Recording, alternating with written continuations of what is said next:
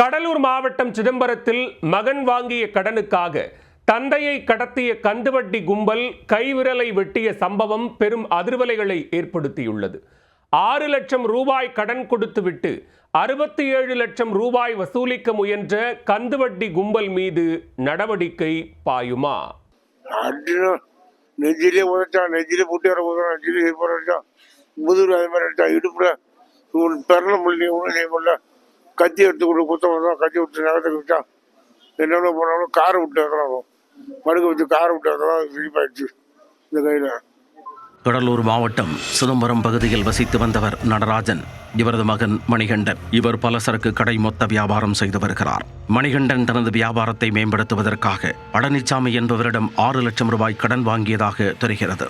இந்நிலையில் 6 லட்சம் ரூபாய்க்கு 67 லட்சம் ரூபாய் வட்டியும் முதலுமாக திருப்பித் தர வேண்டுமென கடன் கொடுத்த பழனிசாமி கேட்டதாக தெரிகிறது. இந்த அநியாய கந்துவட்டி மிரட்டலை தாங்க முடியாத மணிகண்டனும் அவரது தந்தை நடராஜனும் மயிலாடுதுறை மாவட்டம் சீர்காழிக்கு இடம் மாறிவிட்டனர். இதனால் ஆத்திரமடைந்த பழனிசாமியும் அவரது ஆதரவாளர்களும் மணிகண்டன் வாங்கிய கடனுக்கு அவரது தந்தை நடராஜனை காரில் சென்று கடத்தி இருக்கின்றனர். இது குறித்த தகவல் அறிந்த மணிகண்டன் தனது தந்தையை கடத்திவிட்டதாக போலீசாரிடம் புகார் அளித்திருக்கிறார். உடனே துரிதமாக செயல்பட்ட போலீசார் கடத்தில் இறங்கினர். கடத்தல் கும்பல் சீர்காழியில் நடராஜனை கடத்தி கொண்டு கடலூர் மாவட்டம் காரைக்காடு பகுதிக்கு வந்து கொண்டிருப்பதாக தகவல் கிடைத்துள்ளது. உடனே கடலூர் முதுநகர் போலீசார் சம்பவ இடத்திற்கு சென்று வாகனத்தை மடக்கி நடராஜனை மீட்டதுடன் அவரை கடத்திய 5 பேர் கொண்ட கந்துவட்டி கும்பலையும் பிடித்தனர். கடத்தப்பட்ட நடராஜனை சோதித்து பார்த்தபோது அவரை கந்துவட்டி கும்பல் கடுமையாக தாக்கி கைவிரல்களை வெட்டியிருப்பதைக் கண்டு போலீசாரே அதிர்ந்து போயினர்.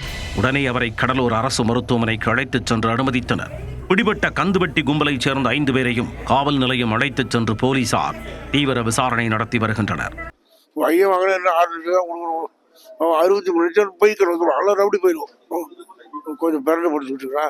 மகன் வாங்கிய கடனுக்காக தந்தையை கடத்தி கைவிரல் வெட்டப்பட்ட சம்பவம் கடலூர் மற்றும் மயிலாடுதுறை மாவட்டத்தில் பெரும் பரபரப்பை ஏற்படுத்தியுள்ளது.